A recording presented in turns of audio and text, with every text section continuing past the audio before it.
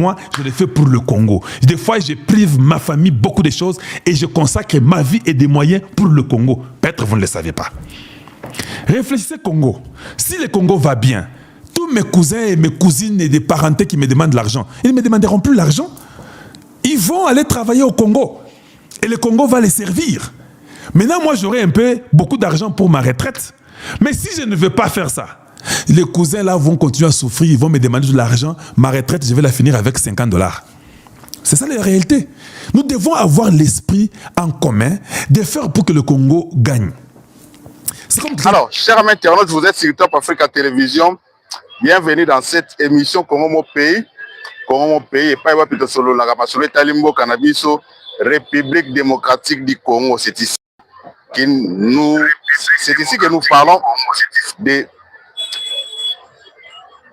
parlons des actualités politiques de notre cher et beau pays, République démocratique du Congo. Je profite déjà pour saluer tous les Congolais qui nous suivent de partout dans le monde.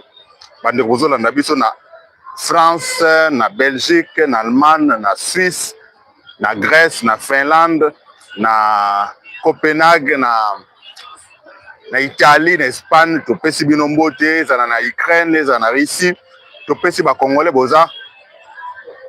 Un peu partout dans le monde, vous nous suivez. Nous allons parler de notre cher et beau pays, la République démocratique du Congo. La situation sécuritaire à l'est de la République démocratique du Congo. Selon les Rwandais, ils ont annoncé que l'armée rwandaise a quitté officiellement la ville d'Uvira pour la deuxième fois.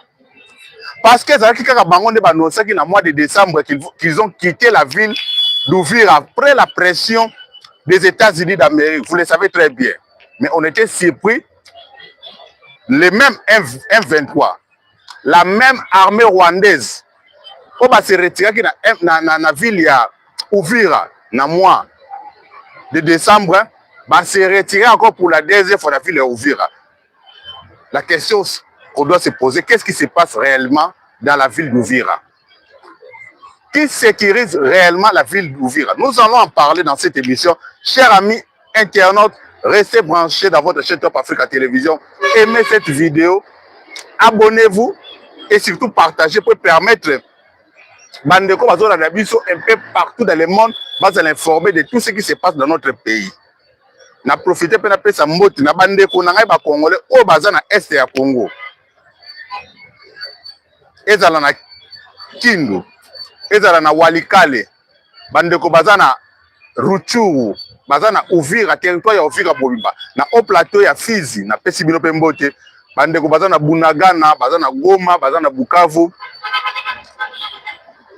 Pour tenir bon, bientôt notre pays sera libéré. Et histoire et insécurité dans l'Est de Congo, beaucoup de kaka yango lisusuti. On les alliés détermination président Félix Tshisekedi Azanango pour mettre fin à l'insécurité à l'Est de la République du Congo qui a duré au moins plus de 30 ans. Et on compte des milliers de morts. Des millions, pardon. On compte des dizaines de millions de morts. Au Rwanda, Bomeli biso bandeko na biso. Je dois le dire, il faut te dénoncer en haut partout. Aux Congolais en Android nayo, au public à contenu dans les réseaux sociaux, et na YouTube, et na Facebook, et na TikTok, na plateforme numérique nous surtout au yebi ko publier. Il faut continuer à informer le monde de on tue à l'est de la République du Congo. L'armée rwandaise continue de tuer à l'est de la République du Congo. Voilà, il faut aux Congolais, surtout partout Ali. Il faut au Sala. Congolais, surtout partout Ali, il faut ça. Aimez cette vidéo, partagez et abonnez-vous dans votre chaîne Top Africa Télévision. Moi, c'est votre frère JR Walungwa. Je suis Congolais de père et de mère, 100% né Congo. Le descendant direct de Simo Kimbangu. Je suis un Congolais de très bonne qualité et je suis fier de défendre mon pays, ma patrie, parce que j'ai une seule nation qui est la République du Congo. Je n'ai pas de nationalité. Qui n'a pas de défendre le Congo, une autre nationalité, pays n'a pas de non, j'ai qu'une seule nationalité qui est la nationalité congolaise et je suis obligé. C'est une obligation patriotique pour moi de parler de mon pays et de défendre mon pays qui est la République démocratique du Congo. Alors, Bandeko, avant de quitter na Uvira, to quitter na Luanda. Qu'est-ce qui s'est passé réellement à Luanda? Après des voyages, il y a président Félix Tshisekedi na Luanda, où est la capitale Angola. À Kenaki, je crois, le 4 janvier. Après, il y a le 8 janvier. Bandeko, vous avez vu, même la plateforme pro-rwandais,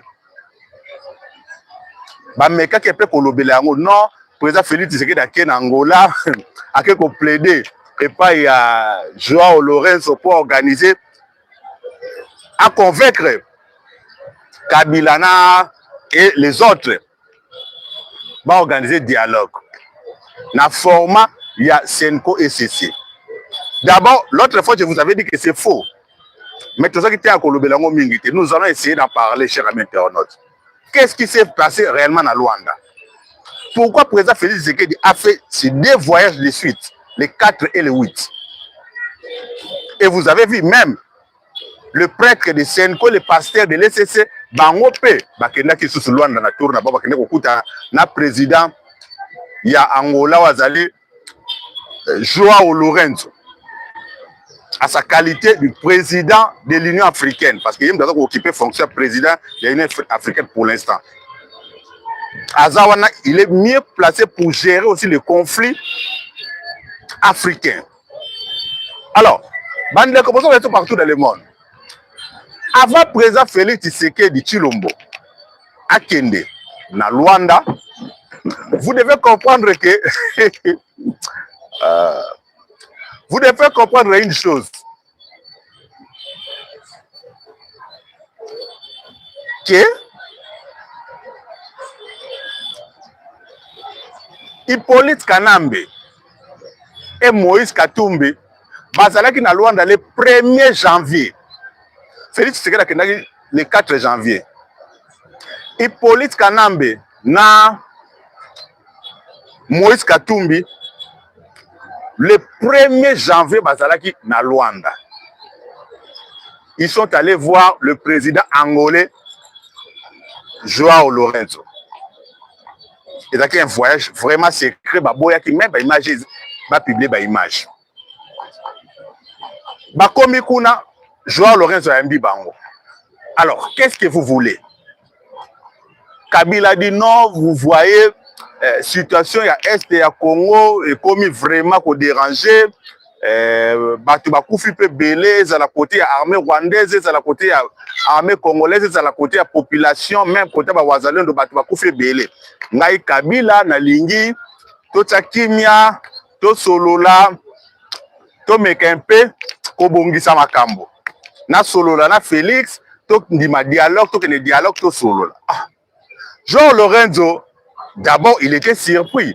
Alors oui, mais Kabila, comment yo koki koya ko se présenter pour le baba insécurité dans l'Est? Yo oza nani? Parce que yo oza ancien président de la République démocratique du Congo, oza les sous oza son fonction et en plus oza condamné à mort na justice ya mboka na yo. So oyo ko singa dialogue ya nini? Apport ne kozala nini na dialogue? Kabila yebisi Lorenzo, Hippolyte Kanambe yebisi Lorenzo. Abi mais toi tu ne sais pas. Un vétéran de mona wana. FC 1-23 ils a œuvre na ngai na Kagame. Lorenzo abi mais dit Félix Tshisekedi alobaka eloko nga na ndima yango te. Mais yo zo ko confirmer nga que yo na Kabila et yo na Kagame nde boza ba patron FC 1-23. Kabila bi oui, effectivement nga na Kagame nde boza ba patron 1-23. Alors nga na lingaki kimie kota na solola na batu na ngai ba tika bandima cesser les faits et puis yo solola na Félix andima cesser les faits. Abi condition ne musu ezali na alobi condition nga musu ezali o solola pe na Félix lokona na yaki na Katumbi o accompagner ngai Katumbi Félix bandima pardon batika ba poursuite contre mais c'est Moïse Katumbi. Abi Joao Lorenzo très sage abi est-ce que Est-ce que Moïse Katumbi a poursuivi par la justice congolaise? Kabila lobi non ba télé da ba piège belé dans na moazo ka su Congo zate ko. Lo tabi wana makamu na ngati ngala nazo jouer médiation. Na benga Félix Tshisekedi ayato solo. Dans la politique au bande rozo landa biso partout dans le monde. Et ça drôle. Politique ya Congo ya ba politique ya Congo so ba expliquer au lobi ko comprendre yango bien. C'est mo expliquer ko yango bien. D'accord, d'accord, Sololi. Kabila et Katumbi sont rentrés. Lorenzo a appelé le président Félix Tshisekedi. Par respect, étant que Lorenzo c'est le président de l'Union africaine, notre président Félix Tshisekedi a accepté l'invitation de Lorenzo. Il est allé à Luanda.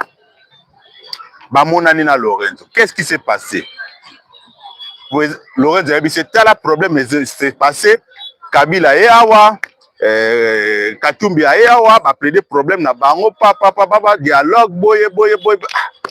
Mais président Félix a dit c'est vrai. Ayebi sabi na ko répondre aussi côté.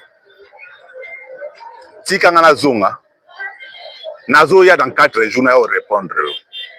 Oh d'accord. Président, vous avez vu même la sortie, il a beaucoup plus parlé sur la situation sécuritaire. Et l'option que le président Félix Tshisekedi avait, c'est l'option militaire. Et l'option là, c'est le président Félix Tshisekedi a toujours une option militaire pour la situation sécuritaire et SRB du Congo. Et l'Africom est là pour appuyer les FARDC va pacifier la République de Boiti du Congo. Il y a une autre fois que les Africains veulent utiliser l'armée angolaise et l'armée tanzanienne pour appuyer les FARDC, va déloger les terroristes de M23 dans la République de Boiti du Congo. Alors, le président Félix Tshisekedi a dit, bon, accordez-moi 4 jours, Nazo Zongela pour te répondre. Le président Félix Tshisekedi a consulté le bureau politique, ma collaborateur ba mettre peut partager. OK, président Félix Tshisekedi a zongi ko. Ayebisi Lorenzo Boye. Nous devons dialoguer, mais nous devons dialoguer avec qui et la configuration nini. Si nous devons dialoguer avec Kabila, si Kabila a accepté que c'est lui le patron de l'AFC avec Kagame, tant qu'on a lobaki yango publiquement, j'ai confirmé que oui, c'est Kabila qui est le patron de l'AFC M23. Et Batebele va ignorer qu'il y a même d'autres présidents. Il y a Sadek, Baboya qui a balobi non c'est faux. Président Félix Tshisekedi a toujours à salir l'image de Joseph Kabila. Objectif à comme nango yangwana ndenge batbakiza ki Félix Tshisekedi. Or et pourtant la justice congolaise, ba service des renseignements, il y a beaucoup de choses qui enquête, va démontrer même au niveau de la justice effectivement que Joseph Kabila, c'est Joseph Kabila qui est le patron de l'AFC M23 et la justice congolaise va condamner qui ce monsieur. Alors Félix Tshisekedi si Andimi le que c'est lui le patron de l'AFC, à quoi il demande à la police qu'il passe dans le média, accepter officiellement que c'est lui le patron de l'AFC M23, lui avec Paul Kagame. Alekango a confirmé dans les médias et moko. Opinion nationale et internationale va confirmer que la justice congolaise a fait ça comme il faut. Ce qui a ministre Koya et Koya peut-être après, mais va accepter d'abord que Bangonde va responsable. Il y a des tueries, il y a des massacres aux Salama dans l'Est, il y a la République démocratique du Congo. Partout dans le monde, aimez cette vidéo. Nous avons continué à insister. Ceux qui ont aimé ça, bande rebelle pe bazo landa biso bazwa image wana bo commenter place nous landa biso ozo la leso na Kinshasa komela biso na Congo central komela biso na Grand Bandundu komela biso so eza ozo landa biso na États-Unis d'Amérique pa Donald Trump komela biso tozanga te otanga kombo non émission. Alors président Félix a pris ma condition alobi lisusu soki justice congolaise soki aleki ndenge wana alobi ndenge wana na média mais problème eza te sort ya bandeko oyo baperda bana na bango basi baperda mibali na bango mibali baperda basi na bango baparo baperda bana na bango na baffrontement na bamassacre ya M23 na est ya République du Congo mpo na bino photo ça peut faire sango kaka ndenge wana au nom ya dialogue. Qu'est-ce que le président Félix Tshisekedi a posé le Jean Loreto? Jean Loreto m'a laissé la fin de la répondre ni. Abina ko Lorenzo m'a laissé à répondre ni.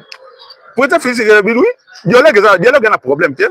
Nous sommes des Congolais et ça culture n'a pas été africain. Nous devons nous parler lorsqu'il y a un problème.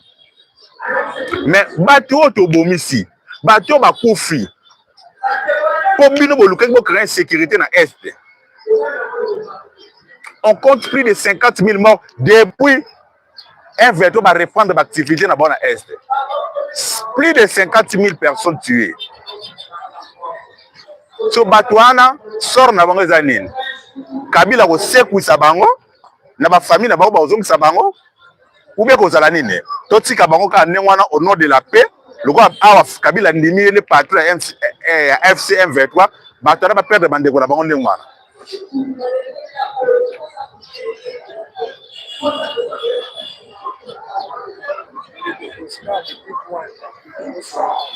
ndeko na ngai ndeko Oscar depuis Mwanda na pesi mbote place aux Hollande biso ndeko Oscar depuis Mwanda. Merci beaucoup. Restez toujours branchés dans votre chaîne pardon, Top Africa Télévision. Pesi la biso mbote na batu nyonso baza na Mwanda. Tina Tsafumu. Eza na Mwanda village to pesi bino mbote. Mwanda mo territoire ya Mwanda mo na pesi bino mbote partout aux Hollande biso. Alors Félix Tshisekedi a posé ma condition là. Jean Loreto a tout dit et bon pour na kaya Katumbi. Président Félix a dit Katumbi. Problème à Katumbi zani. Oh non, Katumbi a poursuivi pour chasser d'ailleurs na Congo moi ta ma collègue président Félix a dit il y a aucun mandat na République démocratique du Congo pour poursuivre M. Moïse Katumbi. A construit même illégalement aéroport na est ya Congo. A construit aéroport illégalement. Tarmac, pardon, na est ya Congo illégalement. Et le quoi qui met la Congo. Il y a mo ka comprendre le quoi sali. Ba services spéciaux ba comprendre les genaï.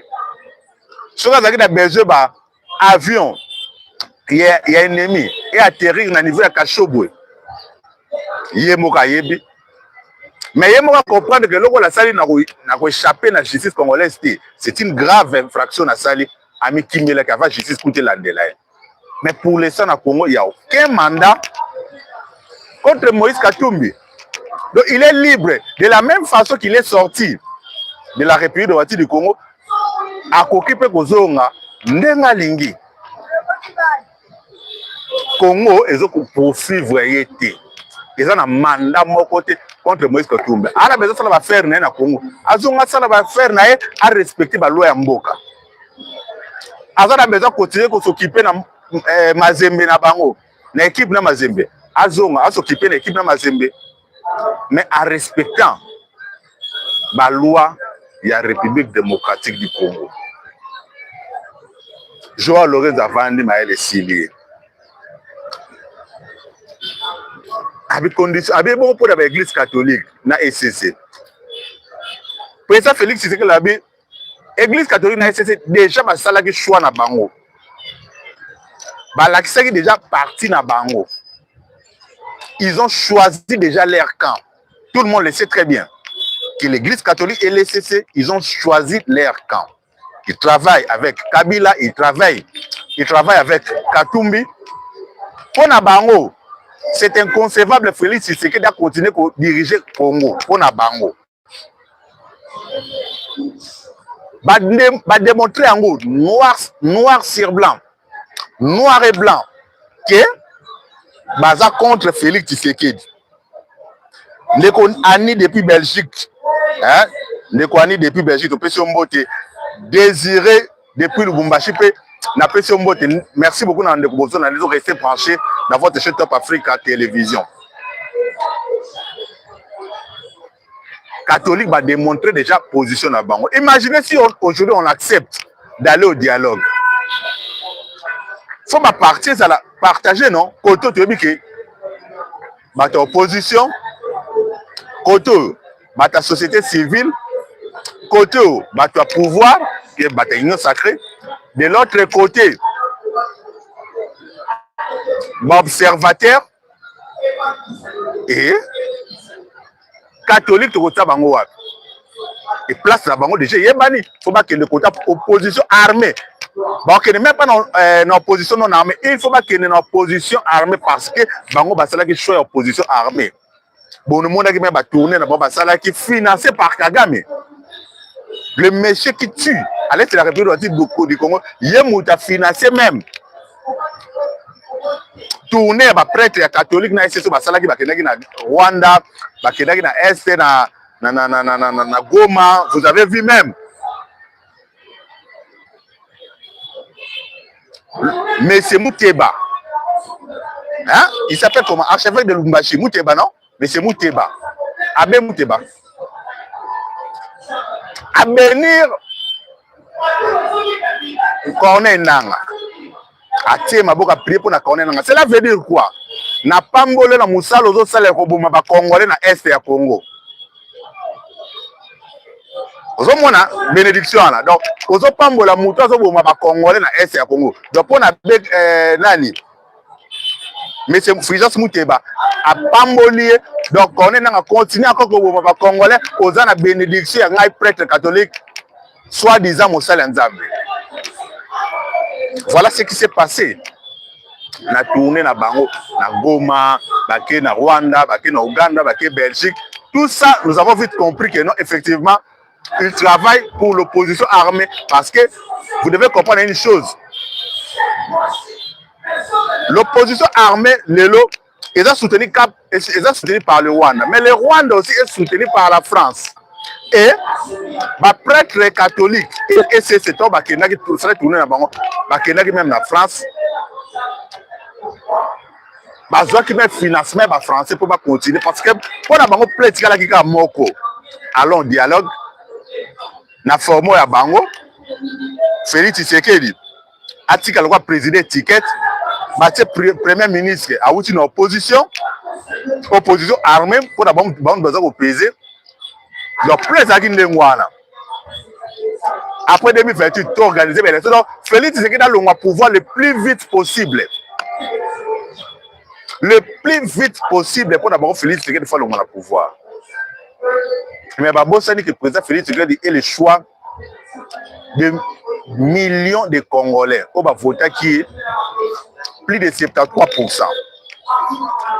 Plus de 73% va voter Félix Tshisekedi.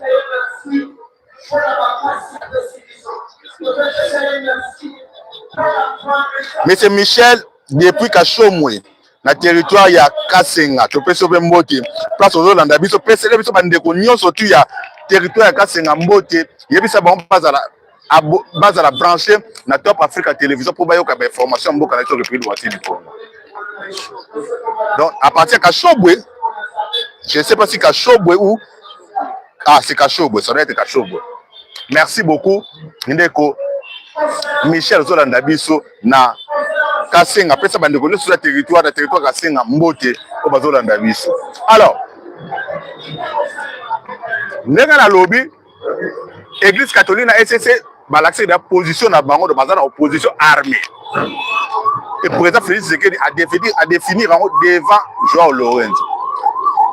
Mais ce que tu acceptes, dialogue fait ça là na Kinshasa, capitale de la République démocratique du Congo. Vous êtes des Congolais, vous avez prétendre que vous êtes des Congolais, beaucoup de gens mettent les soleils à Congo devant les Congolais. Vous expliquez pourquoi vous avez tué des Congolais. Est-ce que les Congolais vont vous pardonner? Et c'est la question qu'on doit se poser. C'est la question qu'on doit se poser, cher ami internaute. Est-ce que les Congolais sont prêts pour pardonner ces gens-là qui ont tué des milliers de Congolais à l'est de la Congo, pardon, à l'est du Congo. Juste pour leur poste. Et Nanga, il a vite compris qu'il va doubler, va dribbler même. Après la sortie médiatique de Paul Kagame, qui a démontré l'objectif là, son combat à l'est de la République du Congo. Nanga a la place de faire comprendre, ah, bah, type, bah, ça n'a ba rouler na niveau moya ko sakalati. Kagame a démontré que noir sur blanc. Mais nga na zo kamo bandeko bozo réagir lelo Kagame loba ko loko mbala liboso te, c'est pas la première fois. Kagame a déjà parlé de ça. Ponaye, il y a une grande partie. Il y a Rwanda et côté la République du Congo. Et il accuse les colons, la frontière, il y a Afrique, bien que une grande partie à Est et à République du Congo, il y a Rwanda, pardon, et côté la République du Congo. Il y a un combat naïe.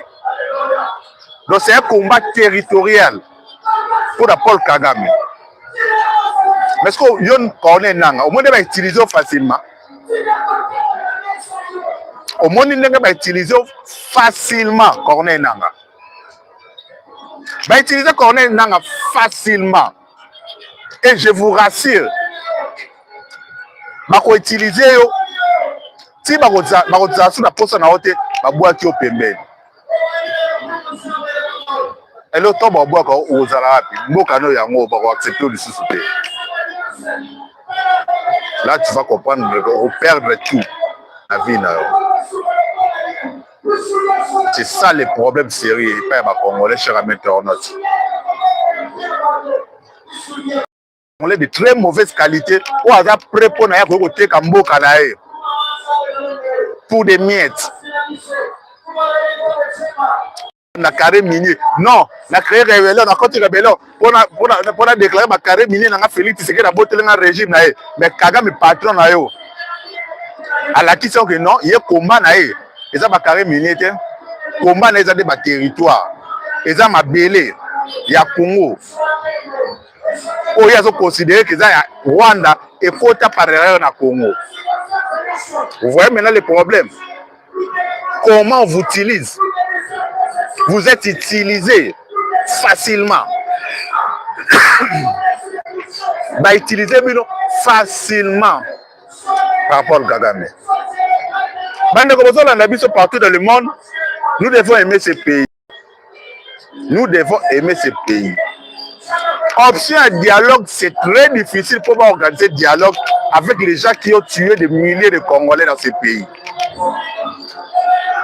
S'il faut organiser le dialogue avec l'opposition non armée,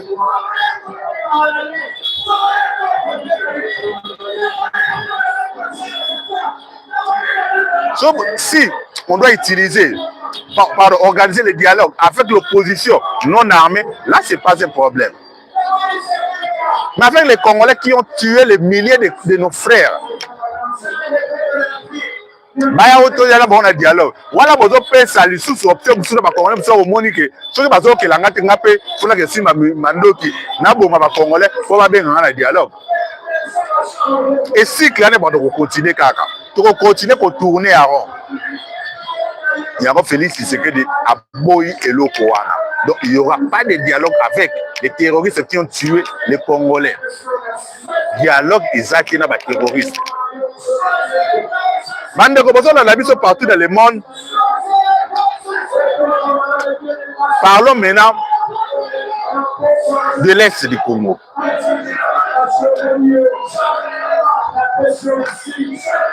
Les M23 donc va occuper ville Uvira. Les États-Unis d'Amérique, Marc Rubio a bengi Kagame. Alors ils ont respecté l'engagement à côté. Au Sénat des États-Unis d'Amérique. Et le président Trump n'est pas ton ami. Il ne blague pas. Il ne joue pas vos jets là, vos sales jets. Au lieu de signer signature, aux zones après on doit respecter en côté non. Donc, bon se retirer, non seulement à Uvira, Mais vous devez vous retirer, même des Camagnols là.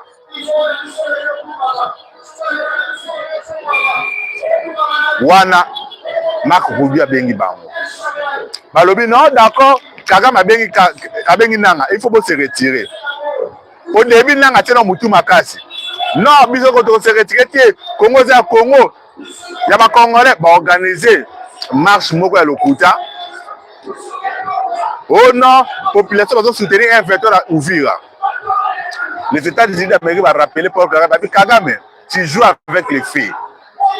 Va se retirer. Kagame a bien poulet, tout se retirer. Oh! Retour à la balle, ça qui est la façade.